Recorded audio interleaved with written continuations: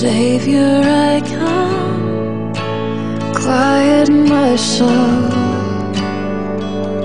Remember,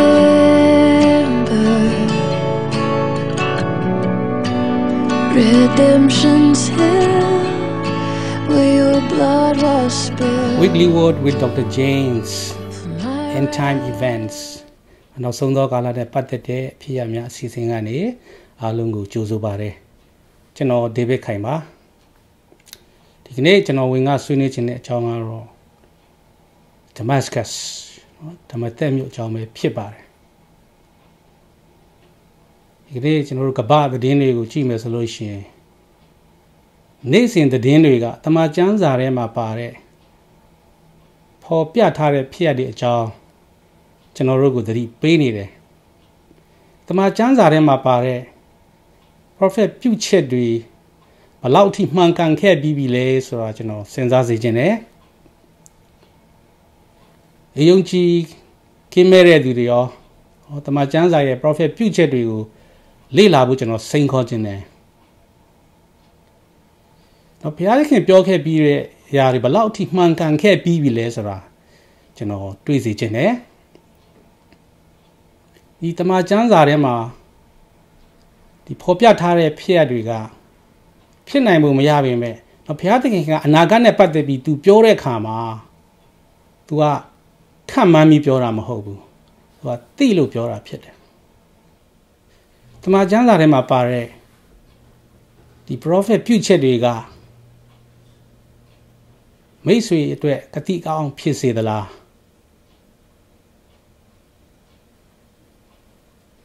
တော့မိတ်ဆွေတဲ့စိုးရင်ပူပါမှုဘဝင်မကြမှုတွေဖြစ်စေသလားအဲချို့တွေတက်တော့အဲ့လိုဖြစ်စေမယ်ဆိုတာကျွန်တော်သိတယ်ဒါပေမဲ့ကျွန်တော်တို့ကျမ်းစာကိုကြည့်တဲ့အခါမှာနော်ကျမ်းစာတအုပ်လုံးရဲ့၄ပုံတစ်ပုံကဒါ prophet ပြုချက်တွေအကြောင်းကိုပေါ်ပြထားတာကိုကျွန်တော်တွေ့ရတယ်နော်ဒါတွေကကျွန်တော်တို့ဘာဆိုင်လို့လဲခုကျွန်တော်တို့အသက်ရှင်နေတဲ့ဒီအချိန်ကာလကြီးကနော်စိုးရိမ်မှုမြင်မားနေတဲ့အချိန်ကာလကြီးထဲမှာကျွန်တော်တို့အသက်ရှင်နေကြရတယ်ခုနော်ကျွန်တော်တို့ဘာတွေဖြစ်လာမလဲဆိုတာလူတွေကသိချင်ကြတယ်ဒီတမန်ကျမ်းစာထဲမှာနော်ဒီကမ္ဘာလောကကြီးအနာဂတ်မှာဖြစ်ပျက်မယ့်အကြောင်းအရာတွေပြောထားတယ်ကျွန်တော်လူတွေရဲ့အနာဂတ်အကြောင်းကိုတမန်ကျမ်းစာထဲမှာပြောထားတယ်ကျွန်တော်မနေ့ဖြန်တိုင်းမှာလက်ကင်တစ်ခုပဲရှိပါတယ်တစ်ခုကတော့ကျွန်တော်စိုးရင်ပူပန်မှုဖြစ်တယ်နောက်တစ်ခုကတော့ယုံကြည်ခြင်းဖြစ်တယ်နော်လူတွေတော်တော်များများကတော့စိုးရင်ပူပန်မှုကိုပဲဆွဲကင်ထားတတ်ကြတယ်ဘာတွေဖြစ်လာမလဲငါပေါ်မှာတော့အင်တာမတ်ဆိုးရအရာတွေဖြစ်ကောင်းဖြစ်လာနိုင်တယ်ဆိုပြီးတော့မှလူတွေကစိုးရင်ပူပန်တတ်ကြတယ်ဘုရားသခင်ကသူကဂတိပေးတဲ့အခါမှာသူဂတိကိုပြည့်စုံစေတဲ့ဘုရားဖြစ်တယ်ဒါကြောင့်ဘုရားသည်ကျွန်တော်တို့အသက်တာတစ်ခုလုံးနဲ့เนาะကျွန်တော်တို့ဘဝတစ်ခုလုံးနဲ့ကျွန်တော်တို့ယုံကြည်စိတ်ချလို့ရတဲ့ဘုရားရှင်ဖြစ်တယ်ဆိုတာကိုကျွန်တော်တို့ဝန်ခံပြီးတော့မှကျွန်တော်တို့ယုံကြည်ခြင်းလက်ကင်ကိုဆွဲပြီးတော့မှဆက်လက်ပြီးတော့မှကျွန်တော်တို့သက်ရှင်သွားဖို့အရေးကြီးတယ်เนาะကျွန်တော်ခဏလောက်ဆုတောင်းကြရအောင်ယေရှုမြတ်တော်ရှင်ဖဖရာဒါပြီးတော့ဤကဲ့သို့ခရစ်ယာန်နှုတ်ကပတ်တော်ကိုလေ့လာဖို့အချိန်တိုင်းကိုပြင်ဆင်ပေးရတဲ့ကိုရောကိုအထူးပဲကျေးဇူးတင်ပါတယ်သားသမီးတို့ကိုတမန်တရားကိုအကျွင်းမဲ့သွန်သင်ပေးမဲ့တန်ရှင်တော်ဝိညာဉ်တော်ကိုလည်းသားသမီးတို့ဖိတ်ခေါ်ပါတယ်ခရစ်ယာန်နှုတ်ကပတ်တော်မှာသားသမီးတို့တာ၍တူပွားသောခွင့်ကိုပေးပါဒီနှုတ်ကပတ်တော်လေ့လာခြင်းအစီအစဉ်အစလေးဆုံးပြီးတော့ပြပို့ဆောင်လက်ကောင်းကြီးပေးပါသားပြီးရောက်စီတိုင်းရဲ့ညာမျက်စိများကိုလည်းပွင့်လင်းစေပါယေရှုနာမ၌ဤချိန်၌ခရစ်ယာန်လက်ဝဲသို့ဆက်ကအနန္တဆုတောင်းကြပါ၏အာမင်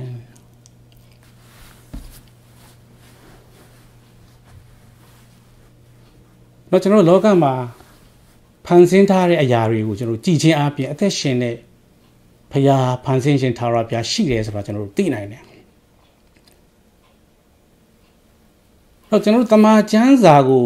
ကြည်ချင်းအပြင်နော်သက်ရှင်တဲ့ထာဝရဘုရားကိုကျွန်တော်သိနိုင်တယ်။တော့ဘုရားသခင်ကသူရွေးကောက်ထားတဲ့လူတွေ ဟိုသူလုံစော်စိတ်စော်ပြီးတော့မှတမန်ကျမ်းစာကိုရေးသားစေခဲ့ပြီးတော့မှတမန်ကျမ်းစာဒီကျွန်တော်တို့တမိုင်းကြောင်းအရာတိကျမှန်ကန်တဲ့ဘုရားရှင်ရဲ့နှုတ်ကပတ်တော်ဖြစ်တယ်ဒါကြောင့်တမန်ကျမ်းစာထဲမှာပါတဲ့ဂတိတော်တွေတမန်ကျမ်းစာထဲမှာပါတဲ့တုန်တင်ချက်တွေကကျွန်တော်တို့ယုံကြည်စိတ်ချလို့ရတဲ့အရာတွေဖြစ်တယ်နောက်ကျွန်တော်အစွန်အဖျားကိုကြိုက်တတ်ဟတ်တတ်တယ်နော်ကျွန်တော်တို့ယုံကြည်မှုကင်းမဲ့တဲ့သူတွေကတော့အမြဲတမ်းရှိတယ်ဒီတမန်ကျမ်းစာကိုကျွန်တော်စုဆောင်းခဲ့တဲ့အချိန်ကတည်းကနေပြီးတော့မှခေတ်တိုင်းနော်ကျွန်တော်မျိုးဆက်တိုင်းမှာအင်မတန်မှနှက်တဲ့လူတွေကနော်အမြဲတမ်းနှီးပါပဲဒီတမန်ကျမ်းစာကိုသူတို့ဝေဖန်တယ်ထိုးနစ်တယ်နော်တမန်ကျမ်းစာထဲမှာပြောထားတဲ့လူတွေမရှိပါဘူးအဲ့ဒါတမန်ကျမ်းစာထဲမှာဖော်ပြထားတဲ့နေရာတွေမရှိပါဘူးတမန်ကျမ်းစာထဲမှာဖော်ပြတဲ့အဖြစ်အပျက်တွေကမရှိခဲ့ပါဘူးလို့ဟလာပြည့်ပြည့်စုံစုံနဲ့ကျွန်တော်ညင်းနိုင်တဲ့လူတယောက်မှမရှိဘူး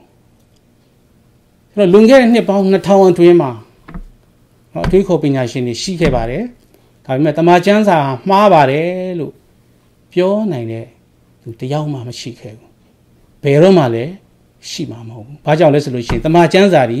ဒါဘုရားရှင်ရဲ့နှုတ်ကပတ်တော်ဖြစ်တဲ့အတွက်ကြောင့်ဖြစ်တယ်ဟောကျွန်တော်တို့ဒီ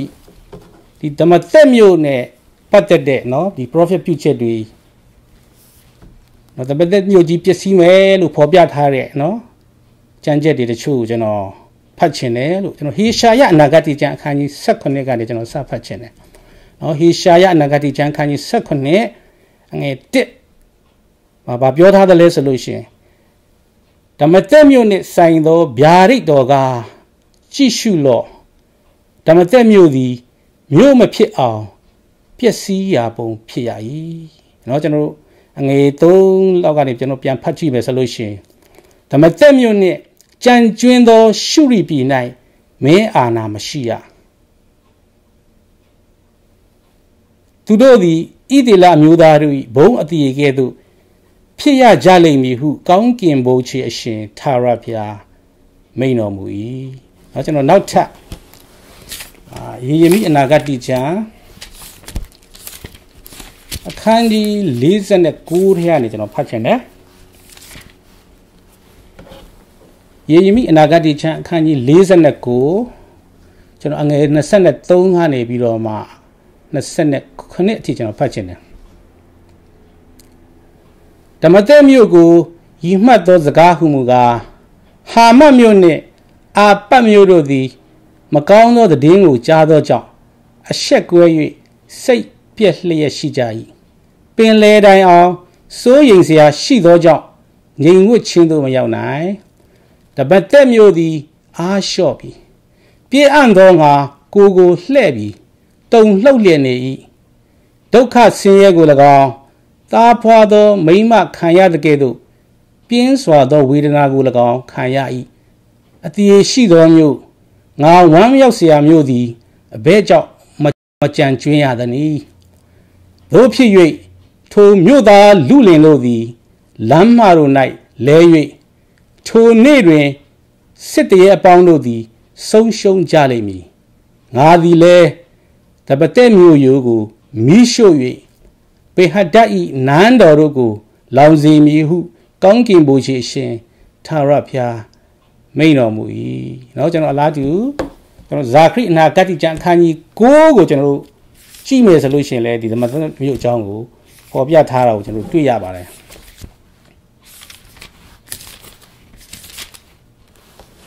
ဒီဓမ္မသက်မြို့ကကျွန်တော်ဆီးရီးယားနိုင်ငံရဲ့မြို့တော်ဖြစ်တယ်လူဦးရေက 1.6 တန်းเนาะ2 တန်းနီးပါးရှိတယ်ကျွန်တော်တမိုင်းကိုကြည့်မယ်ဆိုလို့ရှိရင်လူတွေအစဉ်အဆက်နေခဲ့တဲ့မြို့တွေထဲမှာဒီဓမ္မသက်မြို့ကတက်တန်းအရင်ဆုံးမြို့ဖြစ်တယ်ဟောခုနကျွန်တော်တို့ဖတ်သွားတယ်ယေရှာအခန်းကြီး18ထဲမှာเนาะဓမ္မသက်မြို့သည်မြို့မဖြစ်အောင်ပျက်စီးရာပုံဖြစ်ရ၏เนาะဓမ္မသက်မြို့ကဘာကြောင့်ပျက်စီးရမှာလဲ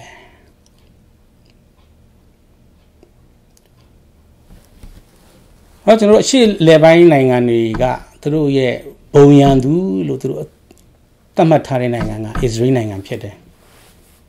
ဒီကနေ့အစ္စရေးနိုင်ငံကကမ္ဘာပေါ်မှာတည်ရှိနေရခြင်းကအသက်ရှင်တဲ့ထာဝရဘုရားရှိတယ်ဆိုတဲ့တက်သေးဖြစ်တယ်နော်အခုကျွန်တော်တို့ကမ္ဘာမှာဖြစ်ပေါ်နေတဲ့သတင်းတွေကိုကျွန်တော်ကြည့်မယ်ဆိုလို့ရှိရင်ကျွန်တော်ဆီးရီးယားနဲ့ပတ်သက်တဲ့သတင်းတွေကိုလည်းတချို့ကြည့်ကြမယ်လို့ကျွန်တော်ယုံကြည်တယ်နော်အခုတို့ဆီးရီးယားသမ္မတနော်ဘာရှာအာလ်ဆတ်ကနေပြီးတော့မှအနောက်နိုင်ငံကနေပြီးတော့မှတဲ့သူတို့နိုင်ငံကိုစပြီးတိုက်လာမယ်ဆိုလို့ရှိရင်သူတို့အစ္စရေးကိုသူတို့တိုက်မယ်လို့သူတို့ပြောတယ်နောက်ကျွန်တော်တို့ရှင်းရှင်းလင်းလင်းနဲ့မြင်လာရတဲ့ຢာတစ်ခုကဘာလဲဆိုလို့ရှိရင်ဒီအစ္စရေးနိုင်ငံကိုချိန်ရွယ်ထားတဲ့ဆိုးရတဲ့လက်နက်တွေကိုဒီဒမတ်စကတ်ကနေ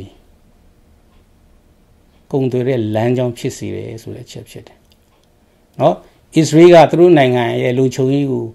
ထိခိုက်လာမယ်ဆိုလို့ရှိရင်သူတို့အပေါ်မှာချိန်ချောက်လာတဲ့အရာတွေအားလုံးကိုရပ်တန့်သွားဖို့အတွက်သူတို့ဓမ္မသက်မြေကိုသူတို့တိုက်ခိုက်ရလိမ့်မယ်နော်ကျွန်တော်2008ခုနှစ်ဩဂတ်လတော့ငါကျွန်တော်အစ္စရေးနိုင်ငံရဲ့ဝန်ကြီးချုပ်ဟောင်းအေဟွတ်အော်မတ်ကနေပြီးတော့မှသူဘာပြောခဲ့တယ်လဲဆိုလို့ရှိရင်သူအစ္စရေးနိုင်ငံရဲ့မြောက်ပိုင်းကိုတဲ့အလုံးလုံးကေကေတိုက်ခိုက်တာမျိုးထပ်မှန်ပြီးတော့မှဖြစ်လာမယ်ဆိုလို့ရှိရင်တော့သူတို့တွေထိန်းချုပ်နိုင်တော့မှာမဟုတ်ဘူးချုပ်တီးတော့မှာမဟုတ်ဘူးဆိုရင်တော့သူတို့အဲ့လိုပြောခဲ့တယ်။နောက်အစ္စရေးနိုင်ငံကနောက်ဆုံးပေါ့နော်သူတို့ရဲ့လက်နက်တွေကိုလည်းသူတို့လိုအပ်လာလို့ရှိရင်အသုံးပြုလာမှာဖြစ်တယ်။နောက်အစ္စရေးနိုင်ငံကသူတို့ရဲ့နိုင်ငံမှာရှိတဲ့မြို့တွေနော်သူတို့အဓိကကြားတဲ့မြို့တွေ Israel Tel Aviv နော်မြေပဲကမ်းရိုးတစ်လျှောက်မှာရှိတဲ့လူထူထပ်တဲ့မြို့တွေကိုတဲ့သူတို့ရဲ့ရန်သူတွေကနေပြီးတော့မှသူတို့ရဲ့နော်တုံးလက်နေတွေနဲ့ပစ်ခတ်နိုင်တဲ့အစွမ်းသူတို့ရန်သူတွေမှာရှိတယ်ဆိုတော့အစ္စရေးနိုင်ငံကသူတို့ကောင်းကောင်းသိတယ်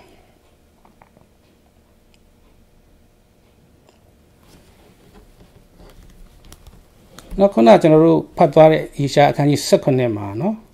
ဓမ္မသက်မြို့သည်မြို့မဖြစ်အောင်ပျက်စီးရပုံဖြစ်ရ၏နော်ဒီမှာ तू ကဓမ္မသက်မြို့ပျက်စီးယုံလောက်ကိုပဲ तू ပြောထားတာမဟုတ်ဘူးဥပမာဓမ္မသက်မြို့ကြီးပျက်စီးမယ်ဆိုလို့ရှိရင်ကျွန်တော်ဘာယူဆလို့ရတယ်ဆိုလို့ရှိရင်ဓမ္မသက်မြို့ကြီးသူတို့ပြန်ဆောက်လို့ရတယ်ဒါပေမဲ့ဒီမှာအဲ့လိုဖော်ပြထားတာမဟုတ်ဒီမှာကြတော့နော်ဓမ္မသက်မြို့ကြီးကတဲ့မြို့မဖြစ်အောင်ကိုပျက်စီးရပုံဖြစ်မယ်လို့prophet ကြီးဟေရှာယ prophet ပြုခဲ့တယ်။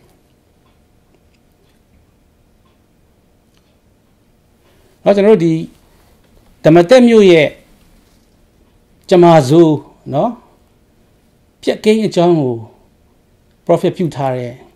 နော် prophet ကြီးတွေကတော့ prophet ဟေရှာယ prophet ယေရမိနဲ့ prophet ဇာခရီဖြစ်တယ်။နော်ဒီ prophet တွေကသူတို့တပားနဲ့တပားနှစ်ပေါင်းရာနဲ့ကြီးသူတို့ကွာတယ်မ prophet ဟေရှာယနဲ့ prophet ဇာခရီဆိုလို့ရှိရင်နှစ်ပေါင်း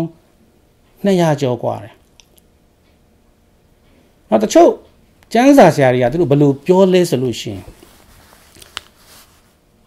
ကျွန်တော်932 BC မှာတဲ့အဆီးရီးယားလူမျိုးတွေကဓမ္မသက်မြို့ကိုသိမ်းပိုက်ခဲ့တယ်တဲ့ဒါကြောင့်မလို့prophet ဟေရှာယကြီးရဲ့ prophet ပြုချက်က prophet ဟေရှာယခေတ်မှာတည်းကပြည့်စုံပြီးခဲ့ပြီလို့သူတို့အဲ့လိုပြောတယ်။ဟောဒီမှာကျွန်တော်ကြမ်းချက်တစ်ချက်ကိုကျွန်တော်ဖတ်ပြခြင်းတယ်။ကျွန်တော်ဓမ္မရာဇဝင်စတုဒ္ဒဆောင်เนาะအခန်းကြီး16ထဲကနေကျွန်တော်တခုဖတ်ပြခြင်းတယ်လို့ဓမ္မရာဇဝင်စတုဒ္ဒဆောင်အခန်းကြီး16เนาะအငယ်6မှာသူဘာပြောထားသလဲဆိုလို့ရှင်အာရှုရိရှင်ဘုရင်သည်နားထောင်၍ဓမ္မတက်မြို့သို့စစ်ချီ၍တိုက်ယူပြီးလျင်ပြည်သားတို့ကိုကိယမြို့သို့တိမ်းသွား၏ရေစိမ်မင်းကိုလည်းတိုက်၏နော်ဒီကျမ်းချက်ကိုကြည့်တဲ့အခါမှာကျွန်တော်ဘာသွားတွေ့ရတယ်လဲဆိုလို့ရှိရင်အဆီးရီးယားလူမျိုးတွေကဓမ္မတက်မြို့ကိုသိမ်းပိုက်ခဲ့တယ်ဒါပေမဲ့ဓမ္မတက်မြို့ကြီးကိုဖျက်ဆီးခဲ့တယ်ဆိုတဲ့အထောက်ထားကျမ်းစာမှာမရှိဘူးတခါသူတို့ဒီနိနူရီမြို့မှာရှိတဲ့အဆီးရီးယားတွေရဲ့တမိုင်းဝင်เนาะဒီကြောက်စာမှတ်တမ်းတွေကိုကျွန်တော်တို့ကြည့်မယ်ဆိုလို့ရှင်လည်းပဲ ဒီအစီးရီးယားလူမျိုးတွေကဓမ္မတက်မြို့ကိုတိမ့်ပိုက်ခဲ့တယ်ဆိုတဲ့မှတ်တမ်းကိုကျွန်တော်တွေ့ရပေမဲ့လို့ဓမ္မတက်မြို့ကြီးကိုဖျက်ဆီးခဲ့တယ်ဆိုတဲ့မှတ်တမ်းကိုကျွန်တော်မတွေ့ရအောင်ဆိုတော့ဒီဓမ္မတက်မြို့ကြီးလို့ပျက်စီးမယ်လို့ပြောထားတဲ့နော်ဒီ prophet ပြုချက်ကဒီ prophet ကြီးဟေရှာယခေတ်မှာပြည့်စုံပြီးခဲ့ရင်တောင်မှနော်သူ့နောက်မှာဒီဓမ္မတက်မြို့ကြီးအကြောင်းကို prophet ပြုခဲ့တဲ့ prophet ယေရမိနဲ့ prophet ဇာခရီတို့ရဲ့ prophet ပြုချက်ကမပြည့်စုံသေးဘူး။အခုကျွန်တော်တို့ဒီ prophet ယေရမိကြီးရဲ့နော်ဒီဓမ္မတက်မြို့နဲ့ပတ်သက်ပြီးသူ prophet ပြုခဲ့တဲ့အကြောင်းကိုကျွန်တော်တို့ကြည့်မယ်ဆိုလို့ရှိရင်ကျွန်တော်605 BC မှာနော်ဒီနေဘုခဒ်နေဇာမင်းကဒီဓမ္မတက်မြို့သူတိမ့်ပိုက်ခဲ့တယ်ဒါပေမဲ့ဓမ္မတက်မြို့ကြီးကိုဖျက်ဆီးခဲ့တယ်ဆိုတဲ့အထောက်အထားမရှိဘူးထိုနည်းသူ prophet ဇာခရီရဲ့ prophet ပြုချက်တွေကလည်းမပြည့်စုံခဲ့သေးဘူးတခါကျွန်တော်တို့ဒီ332 BC မှာကျွန်တော် Greek Emperor ဖြစ်တဲ့ Alexander the Great ကလည်းပဲဒီဓမ္မတက်မြို့ကြီးကိုသူသိမ်းပိုက်ခဲ့ပြီမဲ့တွေးထွက်တန်ယုံမရှိခဲ့ဘူးဓမ္မတက်မြို့ကြီးကိုဖျက်ဆီးခဲ့တဲ့အထောက်အထားမရှိခဲ့ဘူးဟောဒါကြောင့်မလို့ဒီ prophet သုံးပါးရဲ့ prophet ပြုချက်တွေကိုကျွန်တော်ကြည့်တဲ့အခါမှာနော်နောက်တစ်ချိန်မှာဖြစ်နိုင်သေးတဲ့နော်အင်တာမနော်ကျွန်တော်တို့စိုးရင်စရာခြေခွေးစရာအဖြစ်ကဖြစ်ပြက်လာအောင်မယ်ဆိုတာကိုကျွန်တော်တို့ကောက်ချက်ချလို့ရတယ်နောက်ခုကျွန်တော်တို့အနောက်နိုင်ငံကနော်ဒီဆီးရီးယားနိုင်ငံကိုစီးရဲအရေးယူဖို့အတွက်သူတို့ပြင်ဆင်နေကြတယ်ဒီသူတို့ဆီးရီးယားသမ္မတဘာရှာအယ်အဆတ်ကိုလည်းပဲသူ့ရဲ့ယာထူးကနေနော်အတင်းကျပ်ဖယ်ရှားဖို့အတွက်သူတို့ပြင်ဆင်နေကြတယ်။ကျွန်တော်အမေရိကန်သမ္မတကလည်းပဲဆီးရီးယားကိုအကန့်အသတ်ရှိတဲ့လေကြောင်းစစ်စင်ရေးတွေလုပ်ဖို့ဒီလေကြောင်းစစ်စင်ရေးတွေကိုအချိန်မြင့်ဖို့သူပြောခဲ့ပြီးတော့မှဆီးရီးယားနိုင်ငံအတွက်နော်လေကြောင်းပြန်တမ်းမဲ့ဇုံတွေပြင်ဆင်ဖို့တည်းလည်းသူပြောခဲ့တယ်။ဆီးရီးယားနိုင်ငံအနေနဲ့ကလည်းပဲသူတို့နိုင်ငံကိုတိုက်ခိုက်လာမယ်ဆိုလို့ရှိရင်သူတို့ကအစ္စရေးကိုတိုက်ခိုက်မှာဖြစ်တယ်။ကျွန်တော်ခုနဟေရှာအနာဂတိကျမ်းအခန်းကြီး19ကိုကျွန်တော်တို့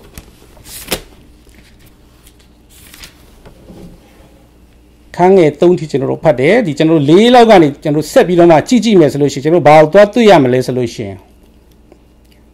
ဒီဓမ္မတက်မျိုးကို direct နော်ပေါ်ပြတာမျိုးမရှိတော့ဘဲနဲ့အဲ့ဒီကနေပြီးတော့မှသူတို့ရဲ့လမ်းကြောင်းကနော်အစ္စရေးကိုရောက်သွားတယ်တခါကျွန်တော်အခန်းငယ်7လောက်ကနေဆက်ပြီးကျွန်တော်ပြန်ကြည့်မယ်ဆိုလို့ရှိရင်လည်းပဲဒီတိုင်းနိုင်ငံတွေရဲ့တုံ့ပြန်မှုအကြောင်းကိုကျွန်တော်တွေ့ရမှာဖြစ်တယ်ကဘာကြီးကအစ္စရေးကိုမုန်းတယ်အစ္စရေးနိုင်ငံလိုအပ်လာလို့သူ့ရဲ့နော်လက်နက်တွေသူတို့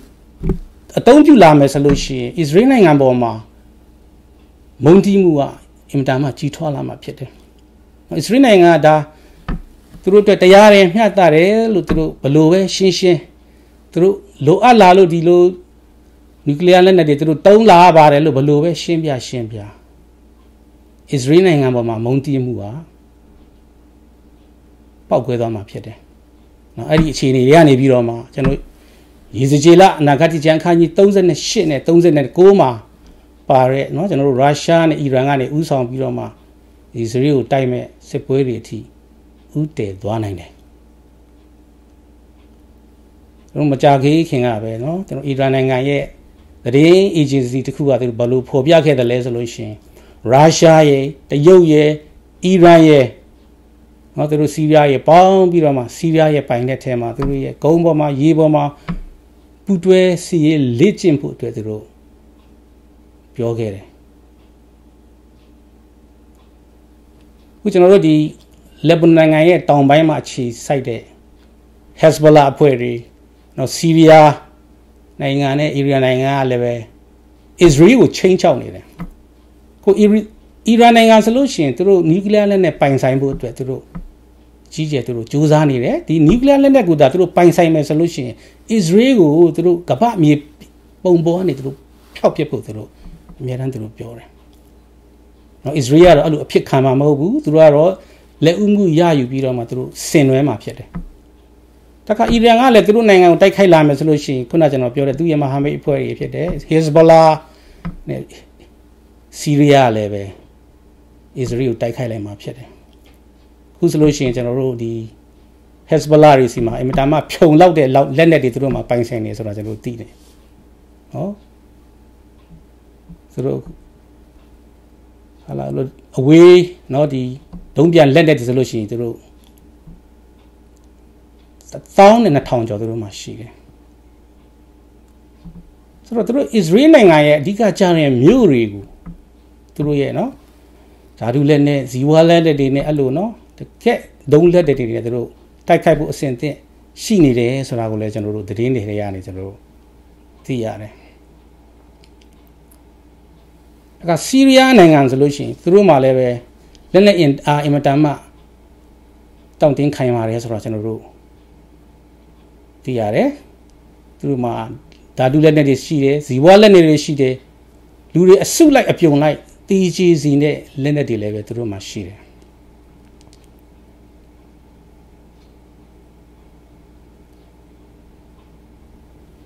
တော့အစ္စရေးကနော်သူတို့ကိုအဲ့လိုဆီးရီးယားတို့ Hezbollah လို့အဲ့လိုနိုင်ငံမျိုးတွေကနေသူတို့တိုက်ခိုက်လာမယ်ဆိုလို့ရှိရင်ကတော့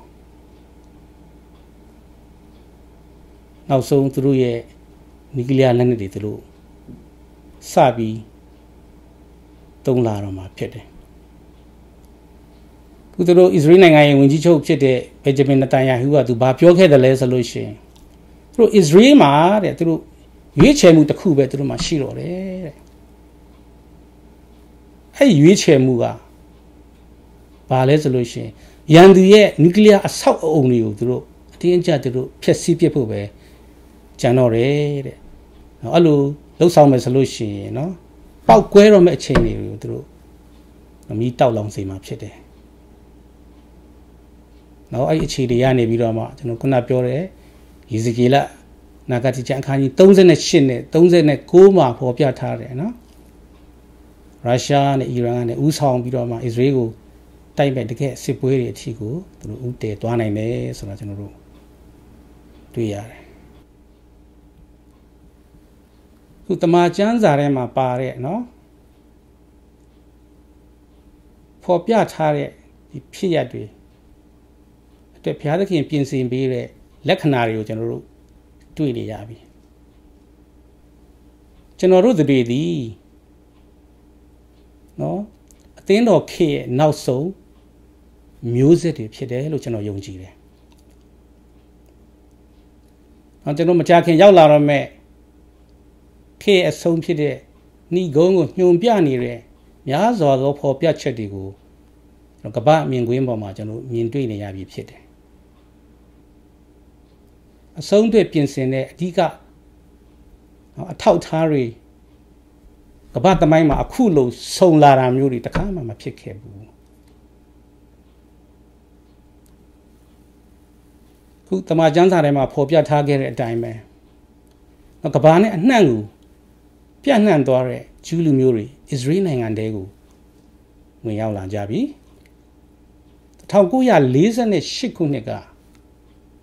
နော်ခေတ်သစ်အစ္စရေးနိုင်ငံကိုတည်ထောင်နိုင်ခဲ့ပြီ1968ခုနှစ်တုန်းကသူတို့ဂျေရုဆလင်မြို့ရဲ့မြို့ဟောင်းကိုလည်းသူတို့ပြန်လဲသိမ်းပိုက်နိုင်ခဲ့ပြီ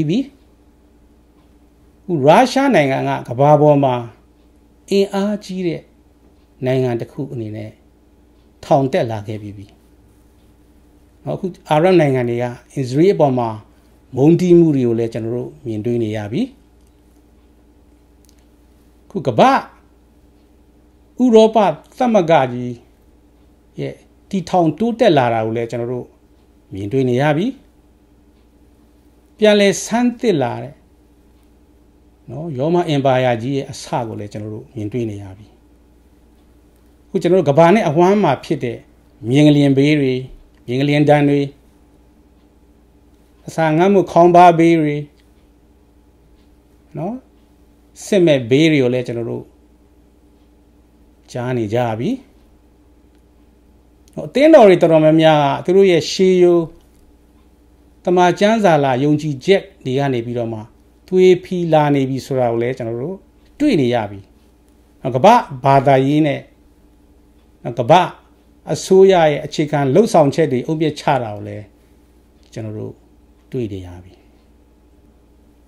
ဘုရားသခင်ကလူဖန်ဆင်းတဲ့အခါမှာเนาะကျွန်တော်တို့လူရဲ့အထဲမှာလွတ်လပ်စွာရွေးချယ်နိုင်တဲ့အစွမ်းတတ္တိကိုဘုရားရှင်ကထည့်ထားပေးပြီးသားဖြစ်တယ်အဲ့ဒီရွေးချယ်ပိုင်ခွင့်ကိုလည်းပဲဘုရားရှင်ကစောင့်ထိန်တယ်ဒါကချစ်ချင်းမေတ္တာရဲ့အစိတ်ပိုင်းဖြစ်တယ်တချို့လူတွေကပြောတယ်ဘုရားရှင်ကဘာကြောင့်ဆိုးတဲ့အရာတွေကိုဘာကြောင့်မဖြစ်စီရတာလဲတဲ့ဘုရားသခင်ကကျွန်တော်တို့ကိုဆက်ရုပ်လို့ဖန်ဆင်းလို့ရပါတယ်ဒါပေမဲ့အဲ့လိုဆက်ရုပ်လို့သာဖန်ဆင်းမယ်ဆိုလို့ရှိရင်ကျွန်တော်တို့မှာရွေးချယ်ပိုင်ခွင့်ရှိတော့မှာမဟုတ်ဒါပေမဲ့ကျွန်တော်တို့ဘုရားသခင်ကဖန်ဆင်းတဲ့အခါမှာကျွန်တော်တို့လွတ်လပ်နဲ့ကျွန်တော်တို့ရွေးချယ်လို့ရတယ်အဲ့လိုရွေးချယ်နိုင်တဲ့အစွမ်းအရေးချင်းကိုကျွန်တော်တို့အထဲမှာထည့်ထားပေးပြီးသားဖြစ်တယ်ဘုရားသခင်ကနော်လောကရဲ့လူသားတွေအပြစ်ကနေပြီးမှလွတ်ဖို့သူ့ရဲ့သားတော်သခင်ယေရှုကိုဆေလွတ်ခဲ့တဲ့သူ့ရဲ့မေတ္တာကိုလူသားတွေအနေနဲ့လက်မခံဖို့ရွေးချယ်လို့ရတယ်လို့ဖခင်ရဲ့မေတ္တာကိုကျွန်တော်တို့ရွေးချယ်လို့လည်းရတယ်မိတ်ဆွေကနော်ဖခင်ရဲ့မေတ္တာကိုလက်ခံဖို့အတွက်မိတ်ဆွေရွေးချယ်ခြင်းနဲ့ဆိုလို့ရှိရင်မိတ်ဆွေရဲ့နောင်တနဲ့မိတ်ဆွေအပြစ်တွေကိုတို့တခင်ထားမှာဝင်ချတောင်းပန်ပြီးတော့မှတို့တခင်ကိုမိတ်ဆွေရဲ့အရှင်အနေနဲ့တခင်အနေနဲ့မိတ်ဆွေလက်ခံပြီးတော့မှမိတ်ဆွေအသက်တာတစ်ခုလုံးကိုတို့တခင်ရဲ့အုပ်ဆုံးမှုအောက်မှာမိတ်ဆွေလက်ခံအခွင့်ပေးဖို့လိုလိမ့်မယ်Prophet ဟေရှာယီပြောခဲ့တဲ့အတိုင်းပဲเนาะဓမ္မသက်မြို့ကြီးပျက်စီးမယ်လို့သူတို့ပြောခဲ့တဲ့ Prophet ပြုချက်တွေပြည့်စုံစေမယ့်အခြေအနေကိုကဘာမှာကြည့်မယ်ဆိုလို့ရှိရင်ကျွန်တော်တို့မြင်တွေ့နေရပြီဖြစ်တယ်။နောက်ဆုံးကျွန်တော်ကြမ်းချက်တစ်ချက်ကိုကျွန်တော်ဖတ်ပြခြင်းပါတယ်လို့ကျွန်တော်ကောလောသဲဩဝါဒစာတွေကကျွန်တော်ဖတ်ပြခြင်းပါတယ်။နော်ကောလောသဲဩဝါဒစာအခန်းကြီး3เนาะကျွန်တော်ကောလောသဲဩဝါဒစာအခန်းကြီး3ကိုကျွန်တော်ငယ်1ကနေပြီးတော့မှကျွန်တော်4ထိကျွန်တော်ဖတ်ချင်ပါတယ်လို့အထက်ဆိုခဲ့ပြီးဒီအတိုင်းသင်တို့သည်ခရစ်တော်နှင့်အတူထမြောက်ကြသည်မှန်လျင်ဖျားသခင်လက်ရာတော်ဖက်မှာခရစ်တော်သည်ထိုင်နေတော်မူရာအရ၌ရှိသောအထက်အရာတို့ကိုရှာကြလော့မြေကြီးပေါ်မှာရှိသောအရာတို့ကိုဆွဲလန်းသောစိတ်မရှိကြနဲ့အထက်အရာတို့ကိုသာစိတ်ဆွဲလန်းခြင်းရှိကြလော့အကြောင်းမူကားသင်တို့သည်တည်တော်သူဖြစ်၍သင်တို့အသက်သည်ခရစ်တော်နှင့်အတူဖျားသခင်၌ဝတ်ထားလျက်ရှိ၏ငါတို့အသက်ဒီဟုသောခရစ်တော်သည်ထင်ရှားတော်မူသောအခါငါတို့သည်လည်းထိုသခင်နှင့်အတူဘုန်းကြီး၍ထင်ရှားကြလတံเนาะဒီမှာနောက်ဆုံးအခန်းငယ်၄မှာเนาะငါတို့အသက်ဒီဟုသောခရစ်တော်သည်တဲ့ထင်ရှားတော်မူသောအခါငါတို့သည်လည်းထိုသခင်နှင့်အတူဘုန်းကြီး၍ထင်ရှားကြလတံเนาะဒီကနေ့ကျွန်တော်တို့ဖတ်သွားတဲ့ကျမ်းချက်တွေเนาะဝိငါဆွေးနွေးသွားတဲ့အကြောင်းအရာတွေကနေမိတ်ဆွေကိုကိုရောနဲ့တွေ့ဖို့ကိုရောနဲ့တာ၍နီးစေဖို့တွန်းအားပေးနိုင်ပါစေလို့ကျွန်တော်ဆုတောင်းပါတယ်လို့နော်အားလုံးကိုကျေးဇူးများတင်ပါတယ်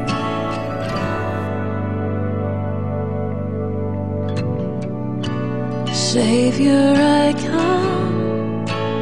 quiet my soul. Remember,